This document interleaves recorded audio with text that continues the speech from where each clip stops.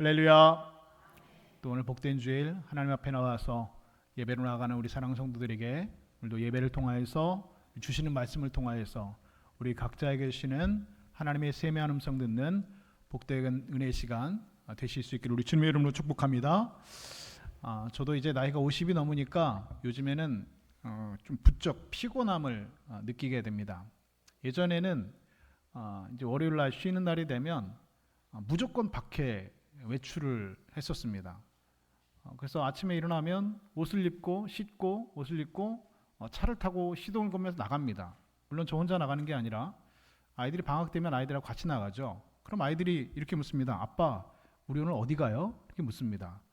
그럼 제가 그때 이렇게 대답합니다. 어디든 가지 라고 얘기를 합니다. 무슨 말입니까? 어디를 나가겠다고 계획을 정해놓고 나가는 게 아니라 일단 쉬는 날에는 집에 있는 날이 아니라 밖에 나간다는 겁니다. 나가면서 뭐 여기를 갈지 저기를 갈지 일단 나가고 본다는 겁니다. 그런데 요즘에는 월요일날 쉬는 날 예전에는 그렇게 집에 있지 않고 밖에 나갔었는데 외출을 했었는데 요즘에는 몸이 피곤해가지고 체력이 안 되는지 월요일날 하루 종일 침대에 누워 있는 제 모습을 보면서 이제는 좀 외람된 말씀이지만 내가 좀 체력이 좀 떨어지는구나, 좀 피곤하구나 이런 생각을 부쩍 하게 됩니다. 그런데 요즘 뉴스를 보니까 저만 그런 게 아니라 요즘 사람들이 과거에 우리나라 20년 전, 30년 전 사람들보다 훨씬 더 많은 피로감을 느끼면서 살아간다고 합니다. 이런 현상은 우리나라뿐만 아니라 전 세계적인 현상이고 그런데 특별히 우리나라가 유독 대한민국 사람들이 더 피로감을 느낀다고 말을 합니다. 여러분 요즘 대한민국에서 제일 피곤한 사람이 여러분 누군지 아십니까? 한번 맞춰보세요. 누가 여러분 대한민국에서 요즘 제일 피로할까요? 제일 피곤할까요? 정답은 유치원생이랍니다. 유치원생들이 유치원 가방을 집에서 벗어놓으면서 하는 말이 뭐라고 하냐면 피곤해 이렇게 얘기를 한답니다. 피곤하다는 겁니다. 근데 그도 그럴 것이 아이들이 유치원을 요즘에 일찍 가죠. 유치원 일찍 갑니다. 근데 유치원 끝나고 그냥 바로 집에 오는 것이 아니라 유치원 끝나고 나서 또 여러분 무슨 학원 갑니까? 피아노 학원을 가죠. 피아노 학원 끝나고 나서 또 태권도 학원을 갑니다. 태권도 학원에서 끝나고 나서 봉고차를 타고 집에 오는데 여러분 유치원생 아이들이 태권도 학원 끝나고 태권도 학원 봉고버스 타고 집에 올 때 여러분 그 아이들 한번 본 적 있어요? 저 본 적 있거든요. 애들이 다 어떤 상태인지 아십니까? 다 잡니다. 차에서 다 기절해가지고요. 그럼 선생님이 애들을 다 깨워가지고 너 집 다 왔어 내려야지. 피곤하다는 겁니다. 그럼 아이들이 집에 와서 유치원 갔다가 피아노 학원 갔다가 태권도 학원 갔다가 이렇게 힘들게 하루 종일 스케줄을 다 소화하고 집에 오면 유치원 가방 내려놓으면서 피곤해 이렇게 얘기를 한다는 겁니다. 그 잠깐 동안 애들이 다 자면서 피곤함을 느낀다라고 하는 것이죠. 실제로 여러분 대한민국 사회는 피로 사회라고 불려질 만큼 많은 사람들이 피곤함을 느끼면서 살아가고 있습니다. 그리고 피곤하다라고 하는 말을 입에 달고 사는 것 같습니다. 우리가 살아가는 세상은 과거 그 어느 때보다도 사실 물질적인 풍요와 과학의 발달로 인하여서 과거보다도 삶의 질들이 훨씬 엄청나게 좋아졌고 참 편리한 세상이 되었음을 우리는 부인할 수가 없습니다. 예전에는 더 피곤한 일들이 많이 있었죠. 요즘에는 스마트폰 하나로 은행 업무도 다 할 수 있고 스마트폰 하나로 모든 일들을 다 할 수 있는 편리한 세상이 되었는데 그래서 은행에도 안 가도 되고 그리고 스마트폰 하나로 장도 볼 수 있고 이렇게 편리한 세상이 되었는데 우리는 예전보다 훨씬 더 피로감을 느낀다는 겁니다. 피곤하다는 겁니다. 삶이 비교적 단순했던 과거의 그런 사회 구조 시대보다도 현대처럼 이런 고도화된 사회에서 과거 어떤 시대보다 삶의 질과 행복에 대한 그런 욕구가 높아진 시대를 우리는 살아가고 있습니다. 그런데 이상하게 오히려 현대인들의 마음에는 오늘을 살아가는 저와 여러분의 마음에는 평안이 없고 그리고 여러 가지 스트레스로 인한 우울증과 각종 정신질환으로 고통받는 사람들이 더욱더 늘어만 가고 있다는 겁니다. 스트레스로 인한 정신질환. 예전에는 정신과는 미친 사람들만 가는 줄만 알았어요. 그렇죠? 근데 아마 이 중에 계신 분들도 정신과에서 약을 드시는 분들이 몇 분 계실 겁니다. 요즘엔 여러분 정신과가 미친 사람들만 가는 곳이 아닙니다. 스트레스로 인한 그리고 불면증으로 인한 각종 정신적인 문제로 인해서 정신과에서 처방되는 약들이 이전 시대보다 폭발적으로 여러분 수요가 늘어났다라고 하는 기사를 보게 됩니다. 이유가 무엇입니까? 그만큼 현대인들이 스트레스를 받고 피곤한 사회 속에서 각종 이런 스트레스에 노출된 그런 피곤에 노출된 그런 삶을 살아가고 있다는 겁니다. 많은 사람들이 치열한 경쟁 사회 속에서 항상 그런 긴장된 생활을 하고 있기 때문에 그야말로 마음이 불안하고 두렵고 그야말로 참으로 피곤한 삶을 오늘 우리는 살아가고 있습니다. 이유가 무엇일까? 왜 우리는 피곤한 삶을 살아갈까? 왜 우리는 이렇게 피곤하게 살아가는 것일까? 과거 어느 시대보다도 우리는 높은 삶의 질을 원하고 행복하게 살기를 원하지만 오늘 우리가 정신적으로 육체적으로 병들고 피곤한 모습으로 살아가는 그 이유는 여러분 도대체 무엇일까? 하나님께서는 오늘 보면 이사야서 1장 2절에서 이렇게 단정적으로 이야기하고 계십니다. 내가 자식을 양육하였거늘 그들이 나를 거역하였도다. 하나님께서 이스라엘이라고 한 자식을 하나님의 백성이라고 한 자식을 양육하였거늘 그들이 나를 어떻게 했다고요? 거역하였다는 겁니다. 이것이 우리 인간이 피곤하고 스트레스 받고 우리 인간의 삶이 망가지기 시작한 이유라고 하나님께서는 단언하고 계십니다. 내가 자식을 양육했는데 그들이 나를 거역했답니다. 하나님을 떠났기 때문이라는 겁니다. 오늘 우리가 겪고 있는 모든 문제들, 오늘 여러분들이 겪고 있는 대부분의 문제들, 가정의 문제, 직장 생활의 문제, 우리의 삶의 모든 문제들, 병들고 피곤하고 매일 상처를 받으며 살아가는 이 모든 문제의 원인은 사실은 여러분 다른 것에 있는 것이 아니라 오늘 우리가 하나님을 떠나 사는데 그 원인이 있다라고 성경은 말씀하고 있습니다. 그리고 그와 같은 사실은 여러분 진실입니다. 여러분 그렇습니다. 하나님을 떠난 곳에는 여러분 기쁨이 있을 수가 없습니다. 오늘 여러분들은 어디에서 기쁨을 찾고 계십니까? 여러분들의 기쁨은 여러분 어디에 있습니까? 하나님을 떠난 곳에는 여러분 진정한 기쁨이 있을 수 없습니다. 잠깐 동안의 기쁨은 우리에게 줄 수가 있겠죠. 그러나 여러분 오늘 우리에게 주시는 영원한 기쁨, 영혼의 기쁨, 하나님께서 주시는 그 기쁨, 하늘에서 주시는 그 기쁨은 여러분 하나님을 떠나서는 여러분 우리가 찾을 수 없습니다. 하나님을 떠나서는 여러분 평안함도 없습니다. 하나님을 떠나서는 여러분 소망도 없습니다. 하나님을 떠난 곳에는 눈물과 고통과 한숨만이 있을 뿐입니다.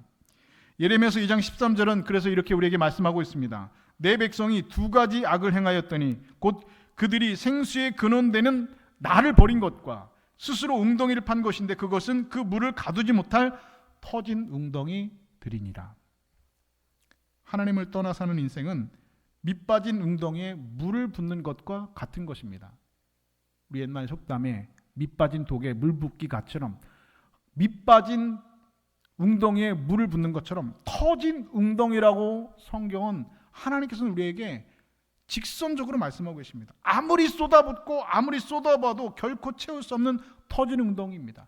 아무리 기쁨을 쏟아붓고 아무리 행복을 쏟아붓고 아무리 우리가 원하는 것을 그 안에 쏟아붓는다고 할지라도 그것을 채운다고 할지라도 채워지지 않고 터진 웅덩이를 끌어안고 살아가는 오늘 우리의 모습들이라고 성경은 말하고 있습니다. 이유가 무엇입니까? 그들이 생수의 근원되는 나를 버렸다는 겁니다. 내가 자식을 키웠지만 그들이 나를 거역했다는 겁니다. 우리 인간이 오늘 우리들이 오늘 저와 여러분들이 하나님을 떠났다라는 겁니다. 그와 같은 이유 때문에 오늘 우리가 참 평안과 참 소망과 기쁨과 행복을 누리지 못하고 오늘 우리의 삶이 그런 불평과 원망과 스트레스와 피곤함 가운데 노출되어서 살아가고 있다는 것입니다. 사회 구조학자들의 연구에 의하면 어느 나라든 경제가 발전을 하고 소득이 높아지면 공통적으로 나타나는 한 가지 현상이 있다고 합니다. 그것은 바로 무엇이냐? 사람들이 점점 바빠진다는 겁니다. 잘 사는 나라 사람들일수록 사람들이 바빠진답니다. 저는 그 여행하는 걸 좋아하는데 목사인지라 여행을 잘 가지 못합니다. 그래서 대리만족으로 여행하는 그런 프로그램들을 많이 봅니다. 뭐 세계 테마 기행이라든지 뭐 이런 거 다 봤습니다. 그래서 전 세계에 그래서 안 가본 데가 없어요. 뭐 어디 하면 다 가봤어요, 여러분. 여러분 뭐 많이 가보셨습니까? 나이아가라 폭포 가보셨어요? 안 가보셨어요? 저는 가봤습니다. TV로 다 가봤어요. 근데 여러분 실제로 나이아가라 폭포 가서 보는 것보다 TV로 보니까 훨씬 더 자세하고 여러분 잘 볼 수 있습니다. 전 세계적으로 안 가본 데가 없습니다. 그거 다 보고 나니까 요즘에는 유튜브에 여행 유튜버들이 있더라고요. 전 세계 다 갑니다. 제가 가고 싶은데 안 가, 뭐 다 갑니다. 그런데요, 그분들이 여러분 전 세계 다른 나라 다 가보는데 보니까요, 저기 후진국들, 아프리카나 동남아시아나 뭐 이런 후진국들 좀 어려운 나라들 가면 그 나라 사람들은 다 어떠냐면 여유로워요. 시간이 많아요. 바쁘지 않아요. 그런데 소득이 높은 나라일수록, 잘 사는 나라일수록, 선진국일수록 사람들이 바쁘게 살아간다는 겁니다. 뭐에 바쁘니 쫓긴 듯이 살아간다는 것이죠. 여러분 동사무소 가서 등본 떼려면 여러분 우리나라 얼마나 걸립니까? 몇 분 걸리나요? 몇 시간 걸리나요? 3분? 네. 신분증 내면은요 3분도 안 걸리죠. 뭐 한 1, 2분이면 여러분 뭐 득 해가지고 민세돼서 우리 등본 나오죠. 그런데 여러분 전 세계 그런 나라가 있을까요? 없어요. 그런 나라가 없습니다.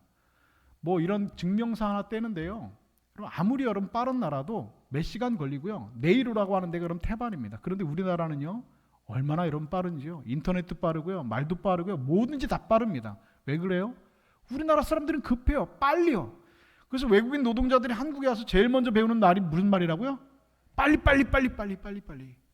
뭐든지 급해요. 빨리 해야 돼요.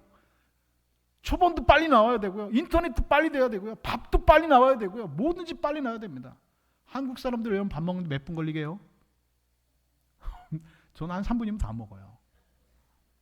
3분이면 다 먹어요. 저는 짜장면 한 그릇 먹는데, 제가 한 그릇 먹는데 저 얼마나 걸릴 것 같으세요? 제 기록이 얼마거든요. 7초에 7초. 짜장면 한 그릇 먹는데 정말 7초면 저 먹을 수 있어요. 외국 사람들, 서양 사람들 밥 먹는데요 그렇게 빨리 먹지 않는답니다. 우리나라 사람들 밥도 빨리 먹고 다 빨리 먹습니다. 급합니다. 빨리 한다는 겁니다. 점점 사람들이 바빠진다는 겁니다. 제가 예전에 20대 때 1990년대에 신문을 보면은요 그런 뉴스가 있었습니다. 앞으로 이제 컴퓨터 시대가 다가오면, 뭐 PC 그 개인 컴퓨터 시대가 다가오면 이제 일처리 업무 속도가 굉장히 빨라지기 때문에 인간이 굉장히 편리해질 것이다, 일이 줄어들 것이다, 그런 신문 기사를 본 적이 있습니다. 실제로. 그런데 실제로 그 위에 컴퓨터가 아주 급격하게 빠른 속도로 대한민국에 보급되면서 사무실마다, 예전에는 사무실에 컴퓨터 없었잖아요. 그런데 사무실마다 다 개인 컴퓨터가 사무실에 들어오면서 업무 처리 속도가 비약적으로 빨라졌습니다. 그런데 여러분 업무 처리 속도가 빨라졌다고 해서 사람들이 더 편해졌나요? 일거리가 여러분 줄어들었습니까? 전혀요. 예전에는 두세 사람이 하던 일을 이제는 한 사람이 하게 됐습니다. 더 바빠졌습니다. 더 일이 많아졌습니다. 더 피곤하게 됐습니다. 요즘에 AI라고 해가지고요, AI로 여러분 일들을 사람들이 업무에 도움을 받는데, 저는 AI도 마찬가지라고 생각합니다. AI 때문에 뭐 인류의 삶이 아주 비약적으로 엄청나게 발전되어지고 편리해지고, 사람들은 그럼 거기 도움받아서 여러분 더 편해지고, 여러분 사람들이 거기에서 여러분 더 일거리가 줄어들 거라 여러분 생각하십니까? 저는 그렇게 생각하지 않습니다. 더 바빠질 겁니다. 더 여러분 분주해질 겁니다. 더 시간이 없어질 겁니다. 예전에 좀 어려울 때는 그래도 여유도 있고 좀 시간도 있었는데, 이상하게 이전보다 분명히 잘 살게 된 것 같은데 시간은 더 없고 더 바쁘게만 살아간다는 겁니다. 우리는 모두들 세상에서 조금 더 잘 살기 위해서 바쁘게 살아갑니다. 이렇게 바쁘게 산 결과가 무엇입니까? 여러분 그렇게 바쁘게 사셨는데 그 결과가 여러분 무엇입니까? 예전에 우리나라가 못 살 때 1960년대 70년대 미국에 이민 간 분들이 꽤 많이 계십니다. 가족들 중에 한두 분씩 다 이민을 가신 분들이 많이 계시죠. 여러분 그래서 여러분 LA를 뭐라고 하죠? 나성이라고 하잖아요. 나성. 그 나성에 가면 편지를 보냈어요. 그 나성에 여러분 200만 명 있는 우리나라 사람이 산다고 하잖아요. 그 이민 간 분들이 가족 중에 한 분들이 다 계셨습니다. 그분들이 이민 가고 나면 한국에 편지를 가족들에게 씁니다. 그 시절만 해도 쓰면은 거기에 그냥 편지만 쓴 게 아니라 사진을 꼭 같이 보냈습니다. 근데 그 사진을 가만히 보면 뭐 어떤 사진이냐, 대부분 열이면 열 모두 아주 그냥 큰 자동차 옆에서 온 가족들이 쫙 이러고 찍은 사진입니다. 그리고 파란 잔디에다 2층 집 딱 멋있는 집에 온 가족들이 다 이렇게 서가지고 이렇게 서가지고 찍은 사진들 편지사에 써서 보냅니다. 그럼 그 사진 한국의 가족들이 보면서 야, 이 사람들이 미국 가서 이민 가더니 출세했네. 야, 이 집 좀 봐라. 야, 저 차 좀 봐라 하면서 엄청 부러워했습니다.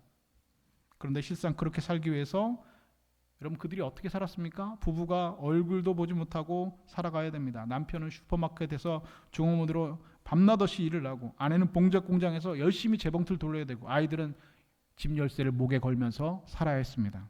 그러다 저녁 때 되면 온 식구가 밥 먹다가 꾸벅꾸벅 졸다가 언제 잠드는지도 모르게 쓰러져 지쳐 잠이 들었습니다. 세상의 소유는 얻었지만 육체는 병들고 머리는 병들고 마음은 피곤한 모습입니다. 여러분 우리는 세상이 우리를 유혹하는 그 속임수에 결코 넘어가면 안 됩니다. 사탄은 예수님 시험할 때 이렇게 시험했습니다. 내게 떡이 있으면 너는 행복할 것이다.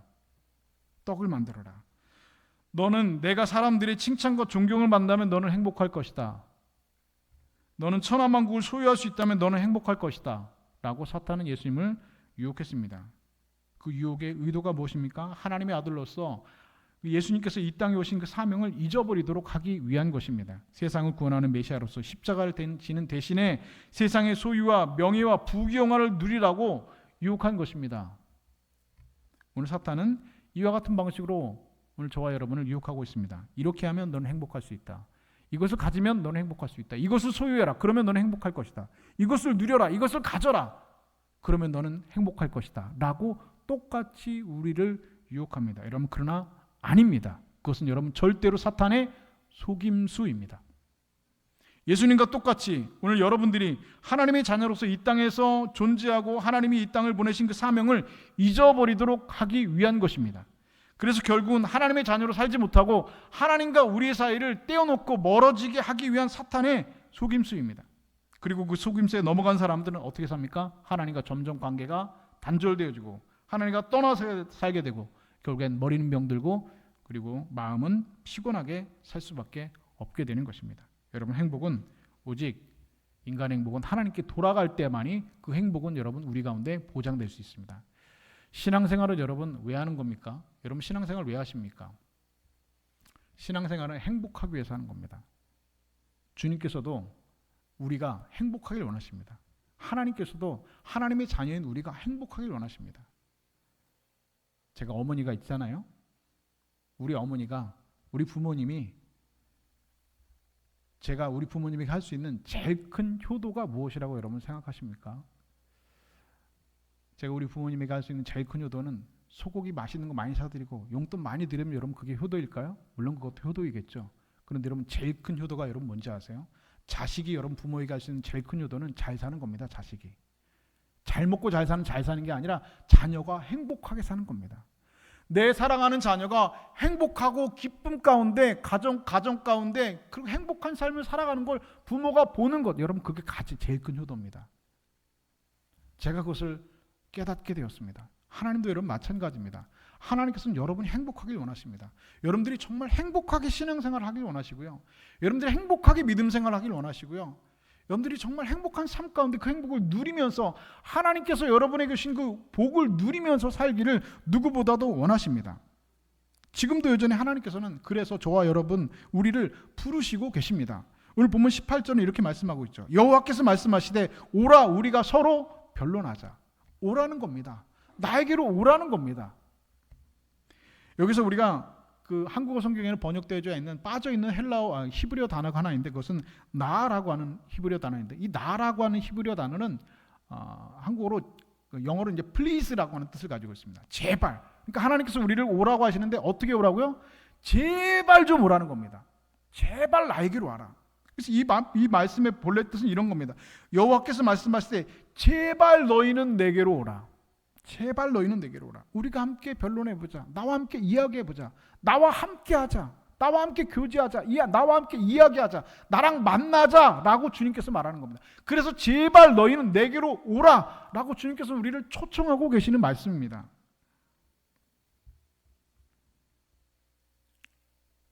오늘도 하나님께서는 우리에게 호소하고 계십니다. 제발 너희는 내게로 와라. 나하고 이야기해보자. 내가 너에게 무엇을 잘못했다고 너희는 나를 떠나 살고 있느냐? 왜 나를 떠나서 너희가 살아가고 있느냐? 왜 나를 떠나서 너희가 너희 마음대로 세상 가운데 사탄의 유혹 가운데 빠져 살아가고 있느냐? 나는 너와 함께 하길 원하는데, 너는 너를 정말로 사랑하는데 너는 왜 나를 떠나 살아가고 있느냐? 제발 내게로 돌아와서 나하고 이야기해보자 라고 주님께서는 우리에게 말씀하시는 겁니다. 그러면 주님께 어떤 분은 이렇게 말하실 겁니다. 하나님, 저는 하나님을 떠난 적이 없습니다. 저는 하나님 앞에 매주 예배도 잘 드리고요, 직분도 교회에서 맡아서 열심히 봉사도 하고요. 내가 그런데 어떻게 하나님 떠나 산다고 말씀하십니까? 라고 말씀하시는 분이 계실지 모르겠습니다. 그런데 여러분 성경 말씀 보십시오. 오늘 본문 다 길어서 말씀드리지 못하지만 12절 말씀이 이렇게 말씀하고 있습니다. 너희가 내 앞에 보이러 오니 이것을 누가 너희에게 요구하였느냐? 내 마당만 밟을 뿐이니라 말씀하고 있습니다. 여러분 오늘 교회에 나오셨는데 여러분 왜 오셨습니까? 주일이니까 습관적으로 교회 가야 되니까 교회 오신 분들도 계실 거고, 안 오면 또 목사님 또 전화해가지고 왜 안 왔냐고 하니까 그거 귀찮아가지고 오신 분도 계실 거고, 여러분 무슨 생각으로 어떤 마음으로 여러분 교회에 나오셨는지요? 여러분 교회 예배에 나오는 것은 우리가 하나님 만나는 것이 제일 큰 목적입니다. 예배를 통해서 하나님과의 만남이 우리 가운데 있어야 됩니다. 그런데 주말도 바쁜데 혹시라도 내가 지금 빨리 예배 드리고 나서 이것도 하고 저것도 하고 저기도 왔다 갔다 와야겠다, 그리고 다음 할 일을 생각해서 여러분 나온 분은 혹시 계신지 모르겠습니다. 아니 그렇다면 여러분들이 오늘 교회 나오면서 하나님 만날 생각을 하면서 나오지 않았다고 한다면 여러분들은 이런 책막을 들으실 수 있는 확률이 굉장히 높습니다. 너희가 내 마당만 밟을 뿐이니라. 마당만 밟고 갔다는 거죠. 내게 보이러 왔느냐? 마당만 밟고 갈 뿐이니라. 예루살렘 성전은 여러분 세 가지 영역으로 구분되어 있죠. 첫 번째는 성전 마당입니다. 마당은 누구나 오는 데입니다. 아무나 들어오는데 이방인들도 오고요, 환전상들도 오고요, 비둘기 파는 사람, 양 파는 사람, 모든 사람들이 돗대기 시장처럼 와서 누구나 들어올 수 있는 여러분 성전 마당입니다. 두 번째는 성소입니다. 여기 성소부터는 제사장만 들어갈 수 있죠. 그리고 마지막 제일 안쪽에는 뭐가 있습니까? 지성소가 있습니다. 거기에 뭐가 있습니까? 하나님의 언약궤, 그 법궤가 있습니다. 그 하나님의 그 법궤가 있는 하나님이 계신 곳, 하나님의 임재가 있는 곳, 그곳에는 여러분 누가 들어갈 수 있습니까? 1년에 딱 한 번 대제사장만이 들어갈 수 있습니다. 7월 1일 대제사장, 7월 1일 날 대속죄일 날 1년에 딱 한 번, 그것도 제사장 다 들어갈 수 있는 것이 아니라 대제사장만 들어갈 수 있습니다. 그런데 들어갈 때도 여러분 어떻게 들어갑니까? 허리에다가 종을 매달고 들어간대요. 그리고 허리에다가 줄을 매달고 들어간대요. 만약에 대제사장이 그 지성소에 들어갔는데 만약에 하나님 앞에 회개하지 않냐고 해결되지 않은 그런 죄가 있다고 한다면 그 제사장 거기서 죽는 겁니다. 그러니까 대제사장이 7월 1일 날 들어갈 때는 목숨 걸고 들어가는 거예요. 제가 만약에 대제사장이라면 잘못하면 여기 들어가면 죽는 거잖아요. 잘못 들어갔다. 얼마나 겁날까요? 얼마나 두려울까요? 죽을 수도 있는데 하다가 여러분 실제로 죽는 겁니다. 그럼 거기서 살아있는 동안에는 종이 딸랑딸랑 거리는 소리가 들리죠. 그런데 이 종소리가 안 들리면 이거 대제사장 어떻게 된 겁니까? 죽은 거예요. 거기서 즉사한 겁니다. 그 죄 때문에 하나님의 임재가 있는 그 지성소에 들어가서 죽은 겁니다. 그러면 다른 사람이 거기 들어갈 수 있어요? 없어요? 못 들어가니까 대제사장이 허리에 있던 그 끈을 갖고 이렇게 끌어내는 겁니다. 이런 일들이 여러분 성소시대 때, 성막시대 때 있었다는 것이죠. 그런데 예수님께서 십자가에 달려 돌아가실 때 이 지성소로 들어가는 성소 휘장이 어떻게 됐다고요? 찢어졌다는 겁니다. 이 성소 휘장이 찢어졌다는 것은 무슨 의미입니까? 이제는 누구나 다 그 성소 안으로 들어갈 수 있다는 겁니다. 예수 그리스도의 십자가에 흘린 그 피의 공로로 그 십자가를 붙드는 사람은, 예수 그리스도의 그 십자가의 공로를 붙드는 사람은 누구나 휘장을 지나 담대히 하나님에 계신 지성소로 들어갈 수 있게 된 것입니다. 이것이 예수 그리스도의 십자가 사건 이후에 휘장이 찢어짐으로 인해서 우리에게 주신 하나님의 여러분 사인이고 우리에게 주신 하나님의 은혜인 줄로 여러분 믿습니다. 오늘 우리가 하나님께 예배하기 위해서 여기에 나왔죠. 그렇다면 여러분 지성소로 들어가서 하나님을 만나야 됩니다. 이 예배 가운데 여러분 하나님을 만나셔야 됩니다. 그 하나님은 어디 계십니까? 말씀이 육신이 되어서 우리 가운데 계신 하나님. 하나님은 말씀을 통해서 우리 가운데 만나십니다. 이 예배를 통하여서 여러분 하나님을 만나셔야지 여러분 예배를 드리는 겁니다. 그렇지 않고 예배를 통해서 하나님을 만나지 못하고 여러분들이 집으로 돌아가신다고 하면 여러분들도 마찬가지로 저도 마찬가지로 성전 마당만 밟고 가는 그런 사람이 되고 말 것입니다. 여러분, 지성소로 들어가서 하나님을 다 만나야 됩니다. 예배가 뭡니까? 예배는 여러분 하나님 만나는 겁니다. 하나님 만나서 하나님 찬양하고 만나서 감사하고 하나님과 교제하는 겁니다. 그 만남이 오늘 우리 예배 가운데 일어나야 됩니다. 하나님이 원하시는 건 여러분 재물이 아닙니다. 하나님이 원하시는 것은 여러분 프로그램도 아닙니다. 하나님이 원하시는 것은 여러분 행사가 아닙니다. 화려한 공연도 아닙니다. 하나님께서 원하시는 건 여러분들의 마음입니다. 하나님께서 원하시는 건 예배를 통하여서 하나님께서 여러분이 드리는 여러분의 마음, 여러분의 정성, 여러분의 사랑과 감사, 여러분의 찬양, 여러분의 자백, 여러분의 회개, 그것을 하나님께서 여러분 예배를 통해서 원하시고 계십니다. 예수님께서는 마태복음 7장에서 이렇게 말씀하셨습니다. 그날에 많은 사람이 나더러 주여 주여 우리가 주의 이름으로 선지자 노릇하며 주의 이름으로 귀신 쫓아내며 주의 이름으로 많은 권능을 행하지 아니하나이까 하리니 그때에 내가 그들에게 밝히 말하되 내가 너희를 도무지 알지 못하니 불법을 행하는 자들아 내게서 떠나가라 하리라. 여러분, 이 다음에 하나님 앞에 가서 이렇게 말씀하실 수도 있습니다. 주님, 제가 교회 열심히 다녔습니다. 주의 이름으로 예배드렸습니다. 주의 이름으로 찬양했고 주의 이름으로 기도했고 주의 이름으로 이런저런 일들을 했습니다. 그런데 하나님께서 나는 너를 도무지 모른다 말씀하신다면 여러분은 어떻게 하시겠습니까? 그런 일들이, 그런 가능성은 얼마든지 우리에게 있다라고 하는 겁니다. 주님께서 말씀하시지 않았습니까? 내가 너를 도무지 모른다. 하나님 만나지 않고 마당만 밟고 가는 사람, 그 사람은 하나님 알지 못한다 말씀하시는 겁니다. 나는 너를 만난 적이 없다. 나는 너를 본 적이 없다. 나는 너를 모른다 말씀하실 것입니다. 또한 13절은 이렇게 말씀하고 있죠. 성회와 더불어 악을 행하는 것을 내가 견디지 못하겠노라. 성회라는 것은 무엇입니까? 안식일, 유월절, 무교절, 칠칠절, 초막절과 같은 그런 절기 성회를 말하는 것이, 오늘날로 말하면 추수감사절, 부활절, 맥주감사절, 고난, 부활주일 이런 성회를 말하는 겁니다. 이런 절기 행사를 말하는 거죠. 절기 예배를 말하는 것이죠. 그런데 이렇게 하나님 앞에 나와서 이런 예배를 드리면서 한편으로는 악을 행하는 것을 하나님께서는 견딜 수 없다라고 말씀하고 계십니다. 주일날 예배 나와서 주일 예배를 드리지만 내 마음속에 누군가를 미워하는 마음이 여전히 남아 있습니다. 이 예배를 하나님께서는 견딜 수 없어 하신다 말씀하고 있습니다. 부활절 예배 드리면서 부활을 믿고 찬양 드리고 있지만 내 마음 가운데 아직도 세상의 욕심에 살아가고 있습니다. 그럼 그 찬양을 하나님께서 견딜 수 없다 말씀하시는 겁니다.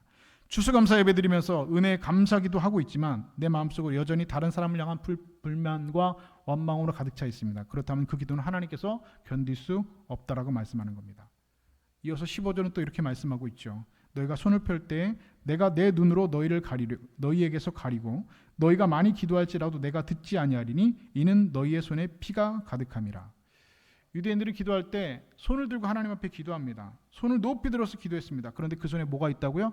피가 가득했다는 겁니다. 살면서 주일날 예배드리면서 하나님 앞에 기도는 하지만 그 손에 일주일 동안 살면서 악함이 삶으로 하나님 앞에 드린 예배가 없다고 한다면 그 기도를 하나님께서 듣지 않으신다는 겁니다. 뭐라고 말씀하신다고? 내 손에 피가 가득하다라고 주님께서는 말씀하시는 겁니다. 이런 기도는 주님께서 듣지 않으신다 말씀하고 계십니다. 여러분, 그럼에도 하나님께서는 여전히 우리를 부르시고 계십니다. 너희는 제발 내게로 와라. 나와 함께 이야기하자. 나와 함께 변론해보자. 너희의 죄가 주홍 같을지라도 눈과 같이 이어질 것이다. 너희의 죄가 진홍 같을지라도 흰눈처럼 희게 될 것이다. 주님께서는 우리에게 오늘 분명하게 말씀하고 계십니다. 와서 이야기하고 너희의 죄가 발견되면 그 다음에 어떻게 하십니까? 죄값을 치르라고 말씀하시나요? 아니요. 죄값을 치르라는 게 아닙니다. 죄가 주홍 같을지라도 진홍 같을지라도 눈과 같이 하얗게 양털같이 희게 씻어주시겠다고 주님께서는 우리에게 약속하고 계십니다. 여러분, 우리는 죽었다 깨어나도 우리의 죄를 스스로 씻을 수 있는 능력이 우리 가운데는 없습니다. 왜냐하면 우리는 뼛속부터 여러분 죄인이기 때문에 그렇습니다. 우리는 죄인의 속성을 가지고 태어난 사람들입니다. 그럼에도 주님께서는 그 죄를 내가 씻어주겠다. 흰눈처럼 양털처럼 깨끗하게 해주겠다 말씀하십니다. 내 모습 이대로 그냥 있는 모습 그대로 주님 앞에 나아가서 예배를 통해 내 죄를 자복하면 회개하면 눈과 같이 하얗게 양털처럼 희게 해주시겠다고 주님께서 말씀하고 계시는 겁니다. 사랑하는 여러분, 여기에 오늘 우리의 소망이 있는 겁니다. 여기에 오늘 우리의 기쁨이 있고 여기에 우리의 오늘 참된 여러분 행복이 있는 것입니다. 예배를 통해서 그런 소망과 기쁨과 행복을 누리지 못하면 여러분 우리는 피곤할 수밖에 없습니다. 넘어질 수밖에 없고 지칠 수밖에 없습니다. 오늘 우리의 죄가 우리의 영혼을 병들게 합니다. 오늘 우리의 영혼이 하나님을 떠남이 우리를 피곤에 찌들게 합니다. 그렇다면 해답은 무엇입니까? 이사야 40장은 우리에게 정확한 해답을 이렇게 말씀하고 있습니다. 피곤한 자에게는 능력을 주시나니 무능한 자에게는 힘을 더하시나니 소년이라도 피곤하며 곤비하며 장종이라도 넘어지며 쓰러지되 오직 여호와를 앙망하는 자는 새 힘을 얻으리니 독수리가 날개 치며 올라감 같을 것이고 다른 박질하여도 곤비하지 아니하겠고 걸어가도 피곤하지 아니하리로다. 할렐루야. 정확한 답을 우리에게 말씀하고 계십니다. 사랑하는 여러분, 너무나 많은 일 가운데 여러분 지치고 여러분 피곤하고 그런 삶을 살고 계십니까? 육체뿐만 아니라 전부 다 소진된 삶을 살아가고 계십니까? 날마다 열심히 살아가는데도 제자리를 걷는 것 같고 폭풍 속을 걷는 것 같이 캄캄하시고 그런 소망 없는 삶을 여러분 살아가시는 것처럼 느껴지십니까? 그렇다면 오늘 하나님께서 이 시간에 예배를 통하여서 말씀을 통하여서 그리고 설교를 시간을 통하여서 목사를 통하여서 선포된 말씀을 통하여서 여러분이 하신 말씀에 다시 한번 귀를 기울여 주십시오. 너희는 제발 내게로 돌아오라. 와서 나와 함께 변론하자. 여러분 이 말씀을 여러분 꼭 기억하실 수 있기를 주님의 이름으로 축복합니다. 이 하나님의 부르심에 여러분 응답하셔야 됩니다. 그것만이 여러분 오늘 우리가 주님께서 주시는 참된 평안과 주님께서 주시는 참된 기쁨과 주님께서 우리에게 주시는 그런 참된 행복을 누리는 삶을 살 수 있게 될 것입니다. 그렇다면 주님께서 저와 여러분의 손을 붙잡아 주실 줄로 믿습니다. 피곤하고 지친 우리에게 새 힘을 주시고 무능한 우리에게 능력을 더하여 주실 것입니다. 그래서 우리가 다른 박질하여도 곤비하지 않도록 도와주실 것이고 걸어가도 피곤하지 않도록 도와주신다 말씀하고 있습니다. 이 하나님의 말씀 붙들고 제발 너희는 내게로 돌아오라 말씀하시는 그 하나님의 음성에 응답하셔서 주 앞에 나가 예배함으로 주를 만나심으로 예배를 통하여서 또한 삶을 통하여서 말씀을 통해서 우리에게 하시는 하나님 만나시고 그 하나님을 통해서 세상이 줄 수 없는 하늘의 기쁨과 평안을 누리시는 그 행복을 누리시는 행복한 여러분, 기쁨 여러분 다 되실 수 있기를 우리 주님의 이름으로 간절히 축원드립니다.